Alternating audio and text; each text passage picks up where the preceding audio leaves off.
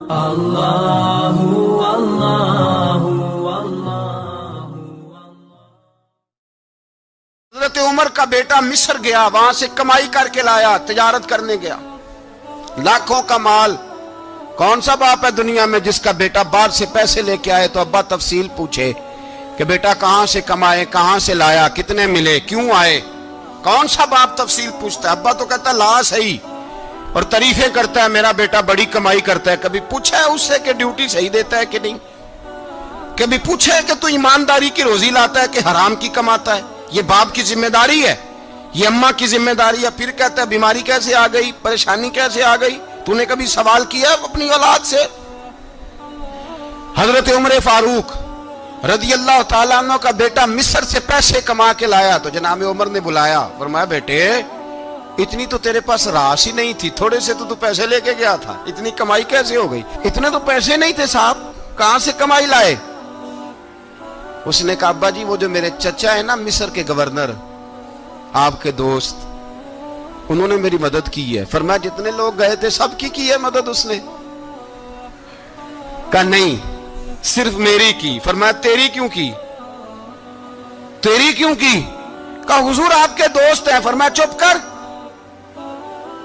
حضور انہوں نے مجھے اتنے پیسے دیے، میں نے کاروبار میں ڈالے تو نفع آیا تو میں ان کی رقم دے کے۔ فرمایا خاموش ہو جا، باقی جتنے لوگ گئے تھے سب کی مدد کی اس نے؟ کہا نہیں حضور صرف میری کی۔ فرمایا اس نے تیری مدد نہیں کی، اس نے خلیفہ کے بیٹے کی مدد کی، اس لیے کہ وہ خلیفہ کو اپنے حق میں نرم کر سکے۔ فرمایا آدھا مال تیرا ہے، آدھا مال غنیمت کا ہے، مال خزانہ کا ہے، مسلمانوں کا ہے، اس لیے کہ تو جو وہاں سے مال کما کے لایا ہے وہ اپنے باپ کے خلیفہ ہونے کی وجہ سے کما کے لایا ہے، لہذا رکھ ادھر۔ یہاں کہتے ہیں کدھر سے آیا، کیسے آیا، کون سا حساب دیں، کیا کریں؟ او بھائی حضرت عمر رضی اللہ تعالیٰ عنہ کا اپنی اولاد کے بارے میں یہ رنگ ہے۔ ایک جنگ سے نا خوشبو آئی، خوشبو بڑی مہنگی ہوتی تھی، عرب میں خوشبو آج بھی بڑی مہنگی ہے، وہ زیادہ استعمال کرتے ہیں۔ میری باتوں کی سمجھ آ رہی ہے میرے بھائیوں؟ بڑی مہنگی خوشبو تھی۔ جب وہ خوشبو آئی تو حضرت عمر نے کہا، گھر میں پہلے پہنچی حضرت عمر کے، چونکہ زیادہ عورتیں استعمال کرتی تھی گھر کے اندر خوشبو، مرد بھی لگاتے تھے۔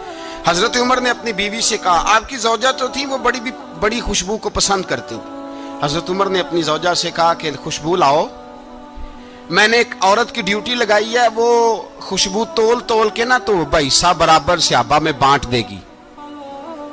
تو آپ کی زوجہ کہنے لگی کسی بی بی کی ڈیوٹی لگانے کی کیا ضرورت تھی، میں جو موجود تھی میں بانٹ دیتی ہوں تول کے حصہ برابر۔ آپ نے فرمایا نہیں تو رہنے دے، وہ فلانی بی بی بانٹے گی۔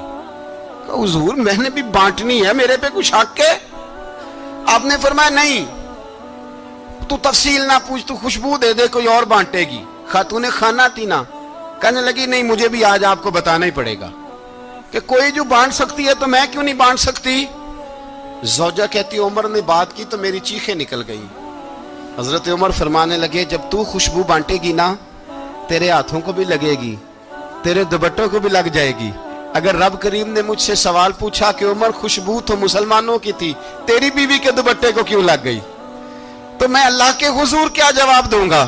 اگر اللہ نے یہ سوال کیا کہ تیری بیوی نے کیوں لگائی، وہ تو حصہ تھا مسلمانوں کا، تو نے تیری بیوی نے کیوں لگائی؟ تو فرمایا میں نہیں چاہتا کہ اللہ کے حضور مجھے اور تجھے باز پرس ہو، لہذا کسی اور کو بانٹنے دے۔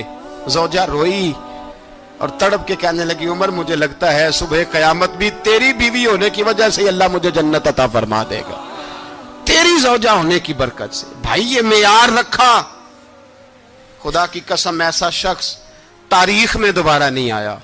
اتنا بڑا آدمی، اتنا بڑا شخص، اتنا بڑا آدمی، اور پھر رنگ یہ ہے کہ عمر 22 لاکھ مربع میل کا حکمران، 22 لاکھ، اور کھجور کے درخت کے نیچے مٹی کا ڈھیلا لے کے سو گئے ہیں، پرواہ کوئی نہیں، کوئی مسئلہ ہی نہیں۔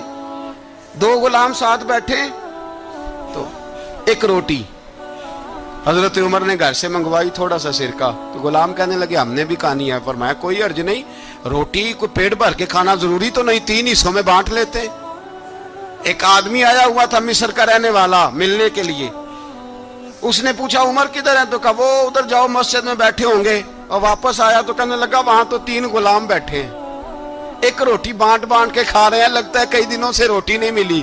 کہا 3 غلام تو کوئی نہیں, وہاں 2 ہی تھے, تیسرے تو امیر المومنین تھے. اس نے کہا نہیں 3 غلام ہیں, کپڑے بھی ایک طرح کے پہنے ہوئے, بلکہ 2 کے تو پھر صحیح ہیں, تیسرے کے تو زیادہ ماڑے ہیں. کپڑے بھی ایک طرح کے, کھانا پینا بھی ایک طرح کا, اور ان کا نشست برخاست بھی ایک طرح کی ہے, لہذا کوئی فرق نہیں. حضرت ابو ہریرہ کہتے ہیں میں لے کے آیا, اور جناب عمر کو جب میں نے کچی زمین میں تامت سمیٹ بیٹھے دیکھا تو میں رو پڑا. میں نے اس مصر سے آنے والے کو کہا تو اس کے جلوے دیکھ, اگر اس کی ذات میں اتنا حسن ہے تو محمد عربی کا مقام کیا ہوگا. یہ مقام غور ہے, مقام غور. 10 محرم کو لوگ دیگے پکائیں گے نا, نہیں پکانی ہے, کوئی بول دے نہیں, ہاں نہ نہیں کر دے. پروگرام بدلیا تو نہیں دی عید کی کہ وہی کام شروع ہوا ہے لاسٹ ایٹ ہونے والا. کیوں جی, پکنی ہے نا دیکھیں 10 محرم کو انشاءاللہ تعالی, ہم بھی پکائیں گے انشاءاللہ, یہاں بھی پروگرام ہوگا. تو 10 محرم کو جو دیگ پکنی ہے تو ایسا نہیں ہو سکتا کہ 1 محرم کو حضرت عمر کے نام کی بھی کوئی پک جائے. اگر امام حسن حسین کے نام کی دیگیں پکیں تو جو امام حسن حسین کے سے پیار کرنے والے ہیں, جو امام حسن حسین سے, ہم لوگوں نے بھی عجیب رٹا اپنایا ہے نا, ہم لوگ بات کا ایک پہلو دیکھتے ہیں دوسرا نہیں دیکھتے. حضرت امام حسن اور حسین کو بھی نبی پاک نے شہید کہا, اور جناب عمر کو بھی رسول اللہ نے خود شہید فرمایا. فرمایا شہید ہے, خود فرمایا اپنی زبان سے کہ یہ شہید ہے, خود میرا عمر شہید ہے. تو ان کے نام کی دیگ نہیں پکنی چاہیے, اس طرف نہیں ہماری توجہ ہونی چاہیے. اور اہل بیت نبو, یہ بات میں پہلے بھی کرتا ہوں, آج پھر کرنا ضروری سمجھتا ہوں. اہل بیت کا پیار سن لو کان کھول کے, اہل بیت کا پیار اگر ہمیں کسی نے سکھایا ہے تو سیدنا عمر فاروق نے سکھایا ہے. اہل بیت نبوت کی محبت اگر کسی نے سکھائی ہے تو کس نے سکھائی ہے؟ بول کے بتائیے. حضرت عمر نے. اہل بیت کا پیار ہمیں حضرت عمر نے بول کر کے سکھایا ہے. بھائی یاد رکھیں, کسی کی طاقت نہیں تھی دم مارنے کی حضرت عمر کے سامنے, طاقت ہی نہیں تھی. کیسر و کسرا کانپ جاتے تھے, جرت ہی نہیں کرتے تھے حضرت. اور ہمارے تو تعلقات بڑے ہیں نا غیروں سے. حضرت ابو موسیٰ اشعری رضی اللہ تعالیٰ عنہ فرماتے ہیں میرا منشی سائی تھا, وہ کاتب کہتے تھے وہ لوگ, میرا حساب کتاب عیسائی تھا. تو فرماتے ہیں ایک دن میں نے وہ سارا حساب کتاب لین دین کے حضرت عمر کو دکھائے تو فرمانے لگے جس نے لکھے ہیں اس کو بلاؤ. کہنے لگے وہ ضرور مسجد نہیں آ سکتا. کیوں نہیں آ سکتا؟ کہنے لگے وہ عیسائی ہے. کہتے ہیں حضرت عمر جلال میں آ گئے. آپ فرمانے لگے جنہیں رب دور کرتا ہے تم کیوں قریب کرتے ہو؟ جنہیں اللہ دور کرتا ہے. فرمایا تم غیروں کو اگر عہدے دو گے تو اپنوں کا کیا بنے گا؟ اگر تم غیروں کو عہدے دو گے تو اپنوں کا. یہ سوچ ہے جو آج برما کے مسلمانوں کے لیے بھی ضروری ہے. کہا اگر تم غیروں کو عہدے دو گے تو اپنوں کا. ہم نے غیروں کو عہدے دیے تو دیکھا نا اپنے کس طرح کاٹے جا رہے ہیں. غیروں کو جو عہدے دے دیے جرانے سارے غیروں سے, روز دعویٰ ہوتا ہے چین ہمارا سجن ہے, چین ہمارا دوست ہے. او بھائی دوست ہے تو اس سے کہو نا کہ برما تو تمہاری ایک چھوٹی سی ریاست ہے, چین کے بغیر تو وہ سانس بھی نہیں لے سکتا. اس کو کہو نا اس حکومت پہ دباؤ ڈالے. لیکن ہم لوگوں نے غیروں کو عہدے دیے تو اپنے پس گئے. حضرت عمر کہتے تھے ذمی کا ہم ادب کریں گے, ذمی کافر کا ہم, ایسا کافر جو مسلمان ریاست کو قبول کرے, بدامنی نہ پھیلائے. ایک آدمی کو آپ نے دیکھا آنکھوں سے نابینا ہے اور بھیک مانگ رہا ہے, تو حضرت عمر کو نظر آ گیا. فرمایا کون ہو؟ اس نے کہا میں یہودی ہوں. فرمایا بھیک کیوں مانگتے ہو؟ کہا جب تک تندرست تھا مسلمانوں کو جزیہ دیتا تھا, بوڑھا ہو گیا ہوں کیا کروں. حضرت عمر نے گھوڑے کی پشت پہ بٹھایا, کافر کو گھوڑے کی پشت پہ بٹھایا اور بٹھا کے مدینے لائے. حضرت علی شیر خدا وزیر خزانہ تھے. فرمایا علی اس کا وظیفہ جاری کرو. کہا یہ کون ہے؟ فرمایا یہ یہودی ہے لیکن یہ ہمیں جزیہ دیتا رہا, بوڑھا ہو گیا بیچارہ, بھیک مانگنے پہ مجبور ہے, ہماری حکومت کے اندر رہتا ہے, اس کا پورا وظیفہ جتنا خرچہ اتنا وظیفہ لگاؤ. حضرت علی کہتے ہیں میں وظیفہ لگا رہا تھا اور وہ میرے نبی کا کلمہ پڑھ رہا تھا, وہ رسول اللہ کا کلمہ پڑھ رہا تھا. یہ مزاج, یہ نہیں کہ کافر. حضرت عمر نے گورنروں کو خط لکھے تھے کہ زبردستی کسی کو مسلمان نہیں کرنا, جہاں ان کی عبادت گاہیں بنی ہو گرانی نہیں, کوئی مندر کوئی گرجا ضائع نہیں کرنا. اسلام سب کو جینے کا موقع دیتا ہے، پر بےایمانوں، ظالموں، بدذاتوں، تمہیں یہ کہتا ہے کہ ہم تمہیں جینے کا موقع دیتے، تم بھی مسلمانوں کو جینے کا موقع دو۔ یہ جہاں بستے ہیں، جہاں رہتے ہیں، انہیں وہاں جینے کا موقع دو، انہیں بھی اللہ اکبر کہنے کا موقع دو، انہیں بھی قرآن پڑھنے کا موقع دو، انہیں بھی رسول اللہ پر درود پڑھنے کا موقع دو۔ ہمارے ملک میں عیسائی اپنی مرضی سے کھلے عام تبلیغ کرتے ہیں، یہاں تو چینل چلائے ہیں عیسائیوں نے۔ کسی مذہبی جماعت نے کبھی جلوس نکالا ہے کہ عیسائیوں کا چینل بند کرو؟ بولے نکلا ہے کہ نہیں نکلا؟ کتنے ظلم کی بات ہے۔ ہم جب غیر کو اتنا تحفظ دیتے ہیں، اتنا تحفظ دیتے ہیں، ہم نے دیکھا ہے، مجھے بیسیوں لوگوں نے عید پہ ٹیلی فون کیے کہ عیسائیوں کو قربانی کا گوشت دے لیں، مجبور ہیں جی، دروازے پہ آ گئے ہیں، ہمارے کام کاج کرتے ہیں۔ بیسیوں لوگ، عام آدمی کے دل میں ان کا اتنا جذبہ ہے، وہ مسائل کا بیان کرنے ایک علیحدہ بات، لیکن ہمارے دل کافر کے حق میں بھی نرم ہو جاتے ہیں۔ تم کس قدر زیادہ بے ایمان ہو، اور کفر کس قدر زیادہ ذلیل ہو گیا ہے کہ مسلمان کے حق میں نرم ہوتا ہی نہیں۔ اور اس سے بڑے ذلیل وہ ہیں جو ان ذلیلوں کے سپورٹر ہیں، وہ کسی عرب ملک کے حکمران ہو یا کسی اور جگہ کے، وہ بڑے ذلیل ہیں جو ان ذلیلوں کے سپورٹر ہیں، جو برما کی بچیوں کے قتل پر اپنی حکومتیں چمکا رہے ہیں، انہیں شرم نہیں آتی۔ اس قدر مسلمان تڑپا ہے، لیکن ان بے غیرتوں کو ذرا ہوش نہیں آئی، اور یہ ان کے کماش، ان کے دلال جو ہر جگہ ان کی سپورٹ کر کے اپنی حکومتیں قائم کرتے ہیں، ان بے ایمانوں کو پتہ نہیں کہ کب ان پر اللہ کا عذاب اترے گا اور کس طرح ان کے پرخشے اڑیں گے۔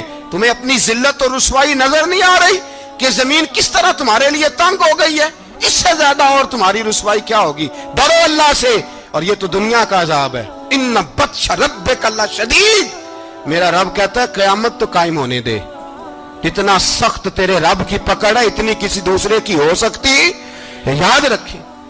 اور تھوڑا احتیاط کریں ہم سب لوگ بھی، جو ہم لوگ آدھی زبان بول کے بھی ان کی سپورٹ کرتے ہیں، اب شرم آنی چاہیے ہمیں ان حکومتوں کی سپورٹ کرتے جو مسلمانوں کی لاشوں کے اوپر حکومتیں قائم کرتے ہیں، شرم آنی چاہیے۔ بہرحال بات دور نکل جائے گی، اور میں اپنے مضمون پہ رہتا ہوں۔ اہل بیت کا پیار اگر سکھایا ہے تو جناب عمر نے سکھایا ہے رضی اللہ تعالی عنہ، امام حسن ملنے۔ آپ یقین کریں، میں جب اس واقعہ کو پڑھتا ہوں تو میرا دل جھوم جاتا ہے۔ میں کہتا ہوں یار، ڈاڈا ہونا اپنی جگہ پہ، عشق ہونا اپنی جگہ پہ، انسان کا باوقار ہونا اپنی جگہ، جہاں کھڑے ہونا تھا وہاں یہ کھڑے ہوتے تھے، اور جہاں جھکنا تھا وہاں یہ ان لوگوں میں اقبال نے کہا تھا، تیری نگاہ ناز سے دونوں مراد پا گئے، عقل غیاب و جستجو، عشق حضور و اضطراب۔ جہاں اگر آیا ہے سامنے کیسر و کسرا تو عمر جیسا دلیر کوئی نہیں، اگر سامنے آیا ایران کا بادشاہ تو عمر جیسا تگڑا کوئی نہیں، اگر آیا ہے سامنے غسان کا بادشاہ تو عمر جیسا عادل کوئی نہیں، لیکن اگر علی کا بیٹا آیا ہے، اگر فاطمہ کے لال پارے آئے ہیں، تو پھر فاروق اعظم سے جیسا محب کوئی نہیں، پھر ان سے جیسا پیار کرنے والا کوئی نہیں۔ اندر بیٹھے ہیں جناب عمر، اندر تنہائی میں کچھ وزیروں سے گفتگو ہو رہی ہے، میٹنگیں جاری ہیں۔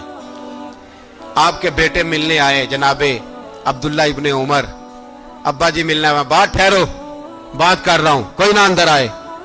صاحبزادہ باہر کھڑا ہے، تھوڑی دیر گزری تو امام حسن بھی آ گئے۔ کون آئے؟ آپ کو جو ملے گا امام صاحب کا نام لینے سے، وہ سردار ہیں جنتیوں۔ کون آئے؟ سارے بولیے، امام حسن، تیری نسل پاک میں ہے بچہ بچہ نور کا، تو ہے نے نور تیرا سب گھرانہ۔ امام حسن آئے تو حضرت عبداللہ ابن عمر کو دروازے پہ کھڑے دیکھا، کہا امیر المومنین کہاں ہیں؟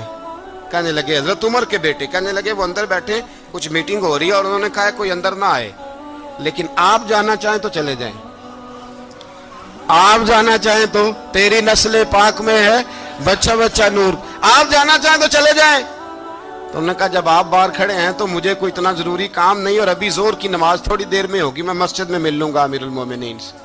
یہ بات کہہ کے امام حسن چلے گئے۔ یار اتنی بڑی بات نہیں تھی، اتنی بڑی بات نہیں تھی۔ وہ میرے استادوں کا بیٹا بھی آئے تو کہا ٹھیک ہے جی، وہ سوئے ہوئے ہیں تو کوئی غرض نہیں یار، میں ٹھہر کے آ جاؤں گا، کوئی بڑی بات نہیں تھی، دیکھا جائے تو بڑی بات نہیں تھی، پر بات بہت بڑی تھی، اس لیے کہ یہ خالی حسن نہیں، یہ حسن ابن علی ہے، یہ حضرت فاطمہ کے لخت جگر، حضرت عمر باہر نکلے, عبداللہ ابن عمر سے پوچھا کوئی آیا تو نہیں؟ تو کہا حضور امام حسن آئے تھے. تو کہا پھر شہزادے کو اندر کیوں نہیں بھیجا؟ کہا میں نے کہا تھا. وہ کہنے لگے اگر امیر المومنین مصروف ہیں تو میں ظہر میں مل لوں گا. حضرت عمر رونے لگے, فرمایا بیٹے تو نے اچھا نہیں کیا. پھر مسجد نہیں گئے, سیدھے امام حسن کے دروازے دستک دی. امام حسن باہر آئے, کہا شہزادے آئے تھے تو ملے کیوں نہیں؟ تو امام حسن کہنے لگے حضور آپ کا اپنا بیٹا دروازے پہ کھڑا تھا, آپ کا اپنا بیٹا دروازے پہ کھڑا تھا, اور منع بھی کیا تھا آپ نے تو میں زور میں مل لیتا. حضرت امام حسن فرماتے جوش جذبات میں جناب عمر نے سر سے پگڑی اتار دی, جوش جذبات میں. کہنے لگے حسن میرے بیٹے کا اور آپ کا کیا مقابلہ؟ کیا اس کی ماں کا نام فاطمہ الزہرا ہے؟ کیا اس کی نانی کا نام خدیجۃ الکبریٰ ہے؟ کیا اس کے نانے کا نام محمد مصطفیٰ ہے؟ آپ کا اور اس کا کیا مقابلہ؟ پھر رو پڑے اور کہنے لگے بیٹے میں مکے کے صحراؤں میں اونٹ چرایا کرتا تھا, یہ جو میرے سر پر عزت کے بال ہیں یہ تیرے نانے کے اگائے ہوئے. میں مکے کے خبردار شہزادے خبردار. او بھائی اہل بیت نبوت کے ادب کا رنگ اگر سکھایا ہے تو سیدنا عمر نے سکھایا ہے. حضرت عمر فاروق اتھارٹی ہے, اسلام کی اتھارٹی. یکم محرم حضرت عمر کی شہادت ہے. یہودی بول اٹھا, کافر بول اٹھا.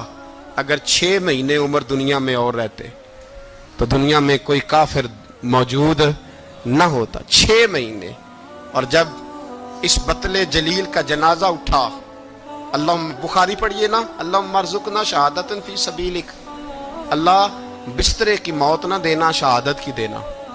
عمر شہید ہوئے, مسجد نبوی میں نماز پڑھاتے, اور جب جنازہ اٹھا تو مدینے کا پھر پیچھے جو دلیر بچے وہ مولا علی تھے. مولا علی, جناب عمر کا جنازہ اٹھا تو سب سے پہلی ہائے جو نکلی وہ حضرت علی کی زبان سے نکلی, اور حضرت علی ساری داڑھی آنسوؤں سے بھر گئی. لوگوں نے کہا کہ علی کیا ہوا؟ فرمانے لگے تم دیکھ نہیں رہے جنازہ کس کا اٹھا ہے, پلٹ کے دیکھو تو صحیح, تم پتہ نہیں یہ کون گیا ہے. کہ حضور کیا ہوا؟ آپ فرمانے لگے عمر اس طرح کے کام کر کے گیا ہے, اب ان کے رستوں پہ کون چلے گا؟ کون اس کے جگر راہ وفا میں؟ میں نقش ایسے چھوڑ آیا ہوں, میں جس منزل سے گزرا ہوں وہ اب تک یاد کرتی ہے. حضرت علی حضرت عمر کے جنازے پہ کھڑے ہو کے کہتے ہیں اللہ مجھے اس طرح کے عمل کرنے کی توفیق دے جس طرح کے عمر کر کے گیا. میرے بھائی بطل عزیز, بطل حریت حضرت عمر رضی اللہ تعالیٰ عنہ, جو اپنی زندگی انقلاب والی گزار کے گئے. عمر جب دنیا سے گئے تو 80 دینار کا قرضہ تھا, 22 لاکھ مربع میل کا حکمران. اور اپنے بیٹے سے کہنے لگے بیٹے کوشش کرنا تیرے خاندان والے مل کے میرا قرضہ اتار دے, میری قبر پہ بوجھ نہ رہے. اور اگر خاندان والے مدد نہ کریں تو میرے دوستوں سے بات کرنا, وہ مدد نہ کریں تو پھر علی سے بات کرنا. ان کا پیار آپس میں اتنا, اور تو اختلاف ثابت کر رہا. 80 دینار کا قرضہ چھوڑ کر حضرت عمر دنیا سے گئے, اور جاتی دفعہ کہہ گئے میرے بعد میرے بچوں کو حکومت کے مشورے میں بھی شامل نہ کرنا, حکومت کے مشورے میں بھی میری اولاد شامل نہ ہو. اتنا بڑا شخص اتنا بڑا رنگ دے کے. یکم محرم کو جب عمر فاروق کا وصال ہوا تو بیٹے سے کہنے لگے اماں عائشہ سے جا کے کہو میرا بھی نبی پاک کے روزے میں دفن ہونے کو دل کرتا ہے. ایک قبر کی جگہ ہے اماں جی نے اپنے لیے رکھی ہے, بخاری ہے بخاری. حضرت عائشہ کے پاس صاحبزادے گئے, کہنے لگے اماں جی عمر کو زخم لگ گیا ہے, حالت بڑی پریشانی والی ہے. وہ کہتے ہیں اگر اماں اجازت دیں. سید عائشہ رو پڑی, فرمانے لگی کہ وہ اپنی قبر کی جگہ تو نہیں نہ کسی کو دیتا, پر عمر نے کمال ہی بڑا کیا. اسے کہو جاؤ گنبد خضرا میں قیامت تک جو مصطفیٰ پہ اور ابو بکر پہ سلام پڑھے گا وہ تجھ پہ بھی سلام پڑھ کے جائے گا. جاؤ میں نے جگہ دی. اور اگر آپ نے ابھی تک ہمارا چینل سبسکرائب نہیں کیا تو فوراً سبسکرائب کیجئے, ساتھ ہی بیل آئیکن پر کلک کریں تاکہ مزید آنے والی ویڈیو ہیں وہ آپ کو وقت پر ملتی رہیں. اللہ حافظ.